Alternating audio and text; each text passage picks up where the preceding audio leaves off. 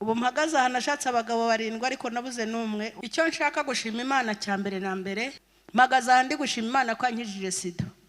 Ubwo uko nasabye Imana ngo imbabarire mu mwana umwe gusa, kandi naripimishije ngasanga nararwaye sida, abwiza ukuri ko uwo mwana namubyaye aza ari muzima pe. Ko mugabo wa 6 niwe twasezeranye hano mu Rukiri, ubukwe bwa bundi babango wa mupfakazi, noneho kumubyara mu bwandu bwa sida. Niko nabwiye Imana ngo Hope in Jesus Church. Nitwa Mukankusi Venansia, ndi umukecuru w'imyaka 63. Nabyaye umwana umwe, naciye mu nzira nyinshi zigoranye. Ubu mpagaze aha nashatse abagabo 7 ariko nabuze n'umwe untunga ngo ngira umugore n'imiruho gusa nyine, ariko ubu ndi jyenyine. Ariko Imana yakomeje kumpumuriza, impabana igenda impabana buzukuru, mfite abana benshi, nta gahinda k'abana nagize, ariko kanabayeho. Icyo nshaka gushima Imana cyambere na mbere, navuze ko aho nzakandagira hose nzayishima, nzanabivuga, ntazareka kubivuga kuko ntigeze nanabihisha.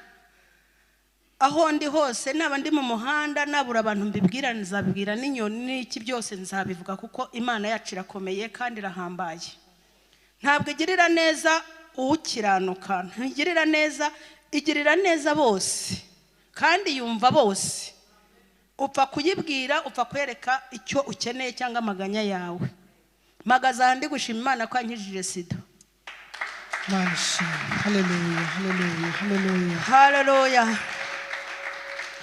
Yankijije sida, jewe nanduye sida muri 85. Nipimishije amaraso apimirwa hanze akazaza maze amezi angahe, 2 3.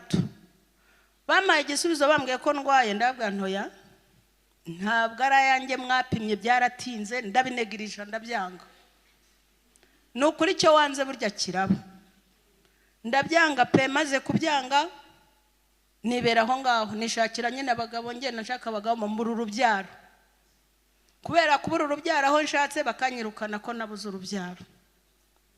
Nabyaranye n'umugabo wa 5. Umugabo wa 5 nawe ni muri 94. Ubwo nibwo nafunguye urubyaro, nibwo nabonye umwana. Ariko nasabye, ndavuga ngo Mana, ntwarinde abantu babibone, wenda ni mubyara azapfe. Umwana wo muri 94 yarapfuye. Imana irokora ubugingo bwanjye, narokokeye ari Mureto Kicukiro. Muri 95 ndongera ndabyara, ariko wa mugabo nawe ibara murashe yaracitse akaguru, tubyara n'undi mwana wa 2 yaracitse akaguru. Mwumve ko je nari nasabye ngo nyitwara abantu babibone, wenda nzamubyara apfe. Uw'94 arapfuye, n'uw'95 arapfuye. Nari narabaye ingumba igihe kinini. Apfuye, noneho ndavuga ngo Mana, mbabara nsuyemo gusa, mbabare umwana umwe gusa, ntege umutaka nzamugutura mu kiza kuri aritari. Cyo gihe nta dini, nari umunyagatulika, nari umusilamu, yewe sinababwira, ni byinshi sinabirondora ngo mbivuga, ariko ndacagaguramo. Ubwo uko nasabye Imana ngo imbabarire mu mwana umwe gusa, kandi naripimishije ngasanga nararwaye sida, nkabyanga nkabinegirije, nikomereza gahunda zanjye. Wa mwana Imana yahise imumpa, uwo yarapfuye mpita nongera nsama indinda ako kanya ku mugabo wacitse akaguru.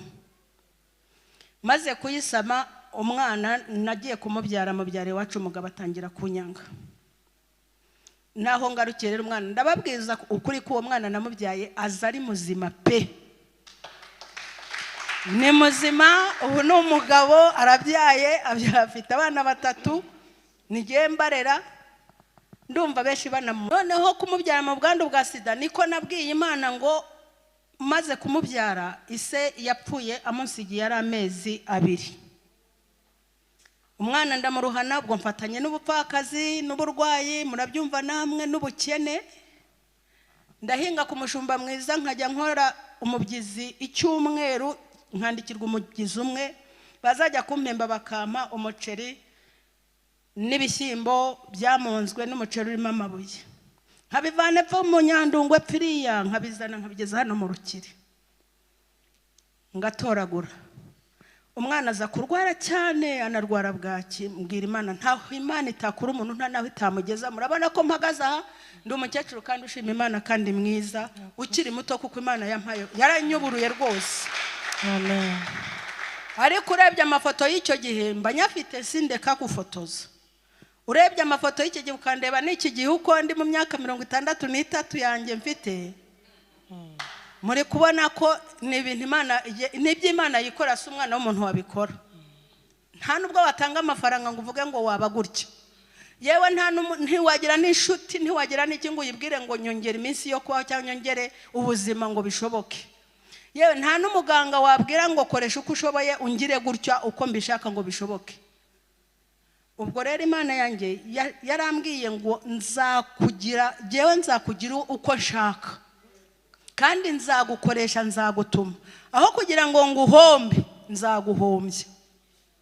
Narahombye, ariko sinahombye kuko ndi muri Kristo Yesu, kandi arankunda, nanjye ndamukunda. Ubwo no kuvuga muri umwana ubu yarashatse n'umugabo, Satani yajemo hagati, njya gushaka undi mugabo, umwana arimo hagati, noneho nkora ubukwe, mariage.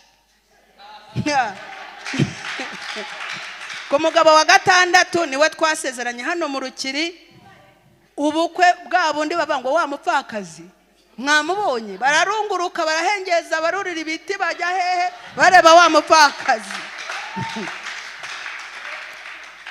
Umugabo twamaranye nk'imyaka 5 ari imiguruko, kuko Imana yagusezeranyije.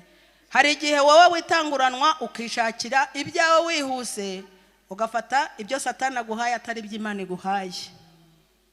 Nanjye narirukanse, barandangiye kuko nari nkeneye umugabo, urumva nari narapfakaye, bamundangiye, nanjye ndakira, dukora ubukwe bwiza. Ariko nyuma habaye imiguruko, ni mu kirere, Ngase ku ntego. no kubwo rero icyo nshaka kubabwira no kuvuga ngo uwo mugabo natwe twaratandukanye, nshaka undi wa 7.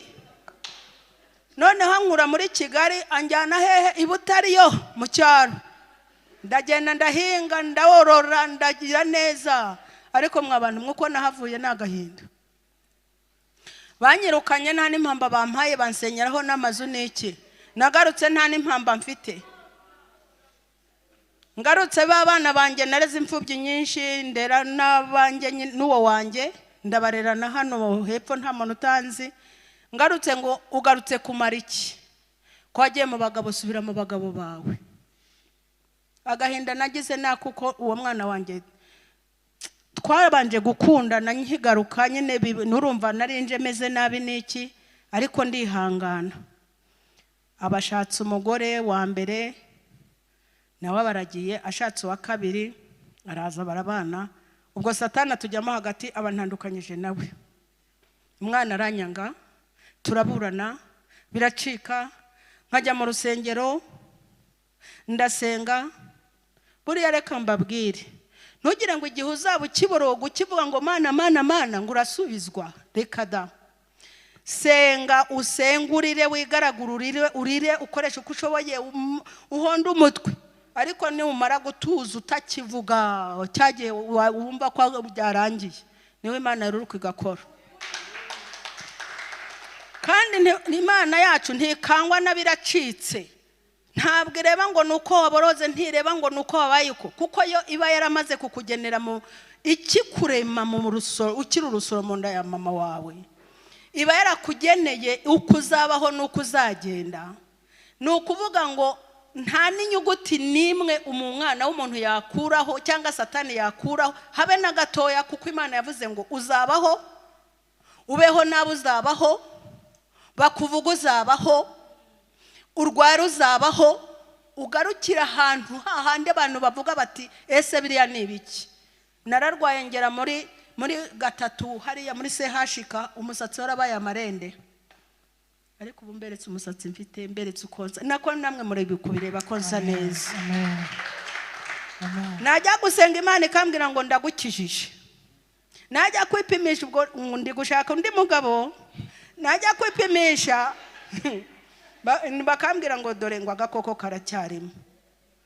nkagaruka nkabaza Imana ngo Mana urabeshya uri umwana uri umuntu nawe ngo ubeshye none se kubera iki wambwiye ngo ni abantu bivugiye ntabwo ari wowe wavuze nimba ari wavuze kuki kakirimo ntangazwa n'Imana nuko yansanze haba mu nzozi yaransanze irambwira ngo uruvuga ngo ndabeshya ngo sinagukijije ngo ubuntu bwanjye buraguhagije ihitima ijambo ryo kuvuga ngo Pawulo yahoraga ataka ngo nimukize igishakwe irangije kandi icyo gishakwe yari afite yari amaso amenetse kubera ko yatotezaga umwami arangije Imana ayinginze ngo asenze inshuro 7 ngo nimukize icyo gishakwe aramuga ngo ubuntu bwanjye buraguhagije Pawulo avuga ubutumwa bishoboka byose agendana n'icyo gishakwe nanjye rero niho yansanze irambwira ngo ubuntu bwanjye buraguhagije ngo kuba agakoko kari mu maraso nta burwayi urwara nta kibazo ufite kuri kugenda ako gakoko kakugize gute abantu benshi barapfuye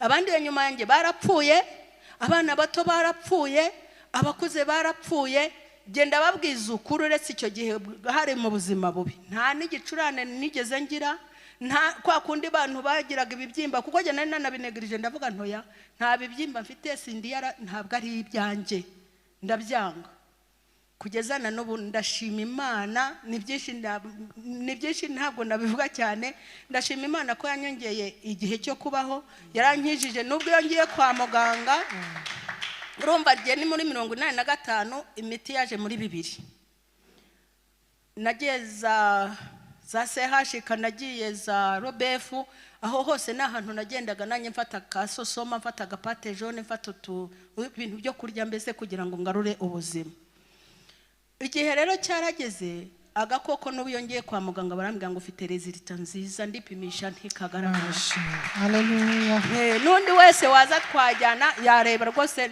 kandi mfite imbaraga ndasimbuka nk'ingerage nk'umukobwa w'imyaka 15 nkora imirimo yanjye yose kandi numva mfite ubwenge bwose buhagije muri abo bana ndi kurera mu bana nshobora nk'ubu mfite abana 7 6 nanjye wa 7 nukuvuga ngo n'ubwana buto imyaka 4 3 4 5 6 10 mbese umukuru afite 14 murumva abo bana n'abana baruhije kurera turyamana ku buriri bumwe hasaho ariko murebye abana banjye ukuntu basa kuko Imana yarambwiye ngo abana bawe bazarirwa n'Uwiteka nubwo umwana yazararwaye bwaki kwa kunda arwaye ntacyo mbaha ntacyo mfite cyo kwa hari kumbaha urukundo nkabaryamisha mu gituza tugakina nkabona abana barakuze bameze neza nta mwana usubira hasi yewe nushaka uzajya kubaza gitifu umurenge wa Kimihurura azabikubwira umusazi yageze iwanjye mwumve ko Imana ikubwiye ngo nguhaye umugisha nkugize umunyamugisha nuzagere wazahabwa umugisha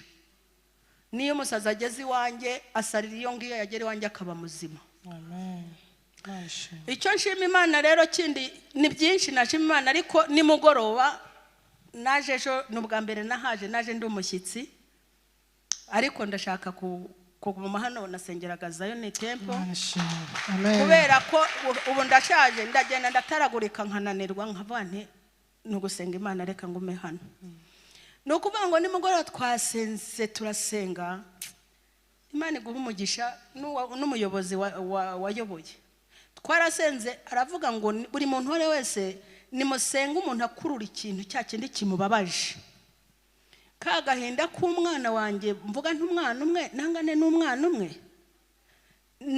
niko gahinda mba mfite ku mwana wanjye n'abantu Imana kuko ngarurira umwana wanjye tuvugane ngarurira umwana wanjye twongere dukundane uyu munsi nonaha ubu mubonye nje nakererewe ampamagaye kuri telefone arambwira ngo manti ngo urashaka iki ngo ese urihe ntindi mu rugo ngo nkugurire ibiryo ngo cyangwa nkugurire icyo kunywa wowe ngurira icyo ushaka tuyihereze icyubahiro tuyikomere amashyi tuyivugirize impundu nzongeranye shime Imana ibahe umugisha haleluya